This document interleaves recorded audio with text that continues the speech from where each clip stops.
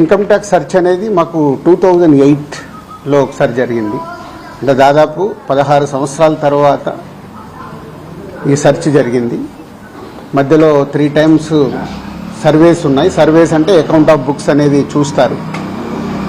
So ఈ search అనేది process, వ్యాపారాలు చేస్తున్నప్పుడు ఇన్కమ్ ట్యాక్స్ చేయాల్సిన ప్రాసెస్.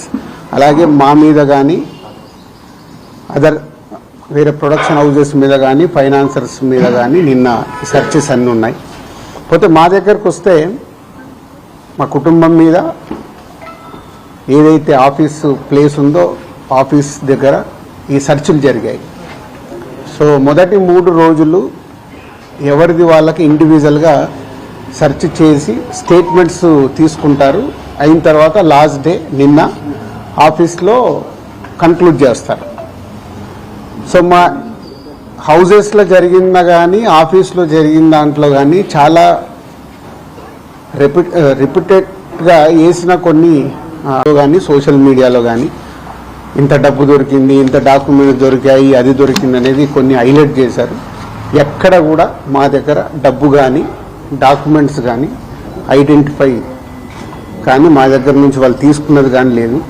నా దగ్గర ఒక 5 lakhs, మా శిరీష్ గారి దగ్గర ఒక 4.5 lakhs, అలాగే మా డాటర్ ఇంట్లో 6 lakhs, ఆఫీస్లో 2.5 lakhs, మొత్తం బిలో 20 lakhs మా అందరి దగ్గర కలిపి బిలో 20 lakhs ఉంది. అలా ప్రతి ఒక్కటి ఇట్లా వాళ్ళు ఇన్కమ్ ట్యాక్స్ ఏమేమి చూశారనేది ఇలా వాళ్ళది అయిన తర్వాత పంచనామా చేసిస్తారు. సో క్యాష్ రూపంలో అది. అలాగే 5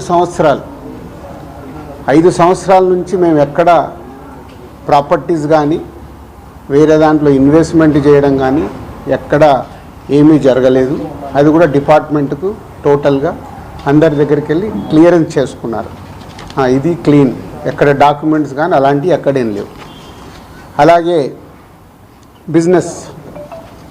బిజినెస్ దాంట్లో ప్రొడక్షను, డిస్ట్రిబ్యూషను, థియేటర్ సైడ్ ఉన్నాం కాబట్టి వాళ్ళకి అన్నీ డీటెయిల్గా కావాలి. డీటెయిల్ అంటే ప్రొడక్షన్ ఎలా జరుగుద్ది, ప్రొడక్షన్లో 24 క్రాఫ్ట్స్ ఉంటాయి.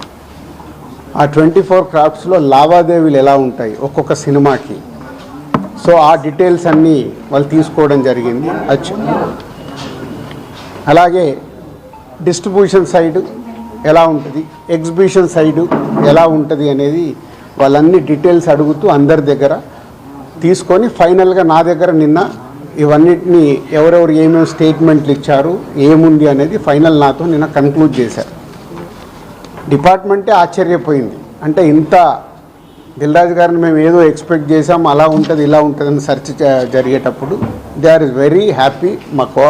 వాళ్ళకు మాకు జరిగిన కోఆపరేషన్లో కానీ దాంట్లో కానీ they are very happy department. ఫర్దర్గా ఆడిటర్స్ డిపార్ట్మెంట్ ఉన్నదాని మీద వాళ్ళు క్లారిటీ చేసుకుంటారు. అన్ని బుక్స్ ఆఫ్ అకౌంట్స్ కరెక్ట్గా ఉన్నాయా, ఇవేమున్నాయి లాస్ట్ 5 years అని అవన్నీ వాళ్ళు చేసుకొని కన్క్లూడ్ చేస్తారు. ఇదైపోతే మా మదర్ది, అమ్మకి 19th రోజు కాఫ్ కోల్డ్ ఎక్కువైంది. 19th అయిన తర్వాత ఇంట్లో వెళ్ళేసి ట్రీట్మెంట్ తీసుకొని వచ్చి ఇంట్లో ఉన్నారు. సడన్గా కాఫ్ ఎక్కువ అవుతే ఇమీడియట్లీ హాస్పిటల్కి పంపించాం. దానికి ఎవరో కొందరు హార్ట్ అటాక్ అని ఇంకేదో అయిందని రకరకాల న్యూస్లు క్యారీ చేశారు. She very fine. జస్ట్ 2 రోజులు, షీఈ్ 81 ఏజ్, 2 రోజులు హాస్పిటల్లో ఉండి ఇప్పుడు డిశ్చార్జ్ అయ్యి వస్తున్నారు. She very normal. Lungs infection కొంచెం పెరగడం వల్లే కాఫ్ వచ్చింది, దానికి ట్రీట్మెంట్ తీసుకొని వస్తున్నారు.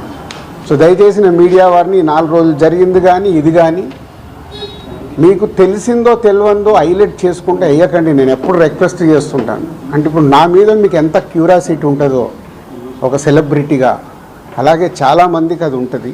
తప్పుడు న్యూస్ వెళ్ళినప్పుడు అక్కడ వాళ్ళకి ఇటు మాకు తెలిసిన కుటుంబాలు కానీ ఇష్టపడే వాళ్ళు కానీ తప్పు న్యూస్లు వెళ్తాయి. దయచేసి మళ్ళీ నేను ఎప్పుడు చెప్పేదే మళ్ళీ చెప్తున్నాను, తప్పుడు న్యూస్ని బయటికి తీసుకెళ్ళకండి. ఓకే,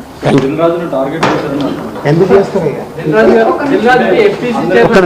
ఓకే, 4వ రోజు నాది కాదు కదా, మైత్రిలో జరిగింది, అభిషేక్ మీద జరిగింది, ఇలా అందరి మీద. ఇది ఇండస్ట్రీకి సంబంధించి ఎందుకు టార్గెట్ చేస్తారు? ఇన్కమ్ ట్యాక్స్ అనేది ప్రాసెస్, ఇదేమి ఇల్లీగల్ కాదు. ఇన్కమ్ ట్యాక్స్ అంటే ప్రతి ఒక్కరికి, మీరు కూడా టీడీఎస్లు కడతారుగా, ఎందుకు కడతారు? అస్సలు తప్పు. ఇవే అంటున్నా, రాంగ్ న్యూస్లు మీ ఇష్టంకి వచ్చినాయి అనేసుకొని వేయడం ఎందుకు? అభిషేక్ అగర్వాల్ కూడా ఉన్నాడుగా, మైత్రి కూడా ఉందిగా, వాళ్ళకు ఉన్నదాని మీద 18 years అయింది. మా మీద సెర్చ్ జరిగి 18 years, ఏమో 2 years కాలేదు, 3 years కాలేదు. అంటే ఆఫ్టర్ 18 years చేసే వాళ్ళు ప్రొసీజర్, ఇన్కమ్ ట్యాక్స్ ప్రొసీజర్లోనే జరిగింది, ఎక్కడ ఏమీ లేదు. అనవసరమైన ఎక్కడ మీరు ఊహించేసుకొని హైలైట్లు చేయదు. ఓకే,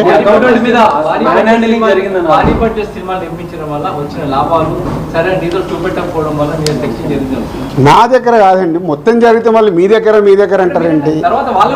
సో అన్నీ జరుగుతాయి, ఇట్స్ ఎ ప్రాసెస్. ఇందాక చెప్పాను కదా, 24 craftsకు ఎలా స్పెండింగ్ చేస్తున్నారు. ఇప్పుడు మా గేమ్ చేంజర్ ఇంత బడ్జెట్ అయింది, ఎలా స్పెండ్ చేస్తున్నారు. They want all accounts. మేము క్లీన్గా ఉండొచ్చు, తీసుకున్నోడు ఉండకపోవచ్చుగా. సో మా దగ్గరికి వెళ్ళి అన్ని డీటెయిల్ తీసుకొని ఎవరెవరికి వెళ్ళాయో వాళ్ళ ద్వారా చెక్ చేస్తారు. ఎందుకంటే TDS, GST, so many process ఉంటాయి. అంతేగాని ఎక్కువ ఊహించేసుకుంటున్నారు, ఏం లేదని. హైలైట్స్ దాంట్లో ఉండకుండా కొంచెం బయటికి రండి అని నా రిక్వెస్ట్. హీరోలకి, టాప్ డైరెక్టర్స్ కి బ్లాక్ ఇవ్వడం వల్లే ఇష్యూస్ వస్తున్నాయి అనేది కూడా వినిపిస్తుంది. మీలో కొంతమంది, మీ ప్రొడ్యూసర్స్ కొంతమంది చెప్తున్నారు, దీనికి ఏమంటారు? మీ ఛానల్స్ కూడా చాలా చెప్తారు, బ్లాక్ ఎక్కడ ఉంది, ఎక్కడికి వెళ్ళి వస్తుంది, నువ్వు సినిమా ఎక్కడ చూస్తున్నావు, ఆన్లైన్లో టికెట్ బుక్ చేసుకుంటున్నావు, 90% బుక్ మై షోలో బుక్ చేసుకుంటున్నావు, పేటీఎంలో బుక్ చేసుకుంటున్నారు. ఎక్కడుంది క్యాష్? 90% అకౌంట్లోనే. అదే అందరు మీరు బుక్ చేసుకుంటున్నారు, సినిమాలు చూస్తున్నారు. అది మళ్ళీ మీ ఊహ. ఎవరికి రావాల్సిన స్టోరీలు ఎప్పుడు రాసుకుంటూనే ఉంటారు, ఎందుకంటే మీకు కూడా హైలైట్స్ కావాలి కదా, లేకుంటే కష్టంగా. నేను మీకు అదేనండి చెప్తున్నా, 2008లో అయింది సెర్చ్ నా మీద. ఎన్ని సంవత్సరాల తర్వాత వచ్చారు? 1, 2 ఓన్లీ నా మీదే అవుతే మీరు మాట్లాడేది రైట్. ఇండస్ట్రీలో చాలామంది మీద అయింది కదా. సో దానికి లింక్ లేదు కదా. అదే అనవసరమైనది ఊహించుకొని లింకులు చేయకండి అని నా రిక్వెస్ట్. అసలు నేను ఆఫీస్కి వెళ్ళాను, మరి నాకు ఎవరైనా చెప్పలా.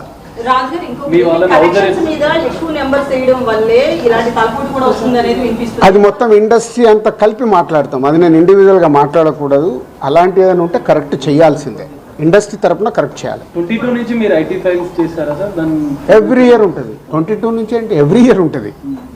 అదే 22, 23 వరకు అసెస్మెంట్స్ అయిపోయాయి. 30% స్లాబ్లోకి ఎంటర్ అయ్యారు కదా, దానికి సంబంధించి కూడా క్లియర్ ఉందా? ఏంటది? ₹1 దాకా ఐటీ అన్నదాన్ని. మీరు ఎక్కడున్నారండి బాబు? నా కంపెనీ టర్న్ ఓవర్ అంతా 30% గురించి మాట్లాడతామండి. హైలైట్ టర్న్ ఓవర్ నా కంపెనీది. ఎప్పుడో 2008లోనే నా సర్వే అయిందంటే అప్పుడే ఎంటర్ అవుతేనే కదా అవుద్ది. అయితే ఫిల్మ్ ఇండస్ట్రీలో రైట్స్ జరగడం కూడా ఒక ప్రెస్టేజ్ ఇష్యూగా కొంతమంది చూస్తున్నారు, డైరెక్టర్లు, హీరోలు, వీళ్ళంతా. దీనికి ఏమంటారు మీరు? అంటే ఇన్కమ్ ట్యాక్స్ వాళ్ళు అదే అంటారు, సార్ మేము వచ్చినామంటే మీరు పెద్దోళ్ళు అని. సో మీ మీద కూడా చేయించుకోరు, మీరు ఫాస్ట్గా పెద్దోళ్ళు అవుతారు. సార్ మీ సిబ్బందిని కూడా హౌస్ అరెస్ట్ చేశారన్న అది న్యాచురల్. అంటే హౌస్ అరెస్ట్ అంటే ఇప్పుడు నేనున్నాను 3 రోజులు, మేము వీడియోలు తీస్తున్నాం, నేను ఎక్కడికైనా వాకింగ్ చేస్తాను, బయటికి వెళ్ళనివ్వరు. కమ్యూనికేషన్ కాకుండా వాళ్ళకి కావాల్సిన ఇన్ఫర్మేషన్ తీసుకోవడానికి అందరినీ డిఫరెంట్లో ప్లేస్లో పెట్టి ఫైనల్గా కన్క్లూడ్ చేస్తారు. ప్రొడక్షన్ టైంలో జరిగిన లావాదేవీలు, తర్వాత మీ సినిమా రిలీజ్ అయినాక వచ్చిన లావాదేవీలు, వీటన్నిటిని అడగడం జరిగింది. అది ఆటోమేటిక్ అండి, అది ప్రాసెస్. వాళ్ళకి అదే అవగాహన చేసుకోవడానికి. సినిమా క్యాష్ ఉన్న బ్యాంక్కి వెళ్ళి డ్రా చేసే పెడతారు. సో వాళ్ళకి డౌట్స్ ఉంటాయి. డౌట్స్ ఉన్నప్పుడు క్లారిఫై చేయాల్సిన రెస్పాన్సిబిలిటీ మాదే కదా. సో అలా ఒక్కొక్కటి ప్రొడక్షన్ ఏంటి, డిస్ట్రిబ్యూషన్ ఏంటి, ఎగ్జిబిషన్ ఏంటి, ఎలా ప్రాసెస్లో ఉంటాయి అన్నీ ఎక్స్ప్లెయిన్ చేస్తూ వచ్చాను. మీ దగ్గర 5 lakhs rupees అని అన్నారు, శిరీష్ గారి దగ్గర 4.5, at the same time Hanshita గారింట్లో 6.5 lakhs. టోటల్ కలిసి 20 లక్షలండి క్యాష్ రూపంలో. మా ఫ్యామిలీలో కానీ ఆఫీస్లో కానీ 20 lakhs. అది దానికి కూడా ఇది అనఫీషియల్ కాదు, ప్రతి ఒక్కదానికి ఇట్లా డాక్యుమెంట్ ఇస్తారు. ఇది 5,50,000 గోల్డ్ ఉంటుంది. ఏ లిమిట్లో ఉండాలో ఆ గోల్డ్ కూడా ఉంది అందరిది. యాజ్ పర్ రూల్ ప్రకారం ఎవరి దగ్గర ఎంత ఉండాలో అంతే ఉంది. మెయింటైన్ అంటే మేము రెస్పాన్సిబుల్ పర్సన్ కదా, ఏది మేము తప్పులో ఉండకూడదుగా. అంటే రైట్స్ జరగడం కూడా మీరు ఎంత క్లియర్గా ఉన్నారనేది తెలుస్తుంది కదా. ఇగో నా వైఫ్ 75 లక్షలు. సో ప్రతి ఒక్కటి ఇట్లా ఇస్తారు వాళ్ళు, డాక్యుమెంట్ పంచనామా చేసి ఇచ్చేసి వెళ్తారు. అందరికి క్లీన్గా ఉన్నాం. అయితే ఎన్ఆర్ఐ నుంచి, పొలిటీషియన్స్ నుంచి కొంత బ్లాక్ మనీ రావడం, దాన్ని ఎక్కువగా ఫిల్మ్ ఇండస్ట్రీలో పెట్టడం ఇలాంటివి జరుగుతాయి అంటారు కదా, దీని గురించి ఏమన్నా? నాకు ఇప్పి రాదు, నేను తీసుకుంటా. మరి తక్కువ ఇంట్రెస్ట్లో ఇప్పి ఎక్కువ ఇంట్రెస్ట్లో కడుతున్నాను నేను. సంక్రాంతికి వస్తున్న సినిమా మీద ఏపీ హైకోర్టులో ఒక పిటిషన్ ఉంది. అవన్నీ జరుగుతూనే ఉంటాయి. ఎంతసేపు నెగిటివ్ పాజిటివ్ మాట్లాడు, అవన్నీ ప్రాసెస్లో జరుగుతుంటాయి. ఎందుకు వేశారు? ఏది ఆగదుగా, ప్రాసెస్ అది జరుగుతుంటుంది. Final గా IT వాళ్ళు ఏం చెప్పారు సార్? ఏం చెప్పాలి, అయిపోయింది, మొత్తం తీసుకున్నారు. థర్డ్ రోజు వచ్చి కలవమన్నారు. ఈ లోపల చెక్ చేసుకుంటారు, ఆడిటర్ వెళ్ళి మాట్లాడతాడు.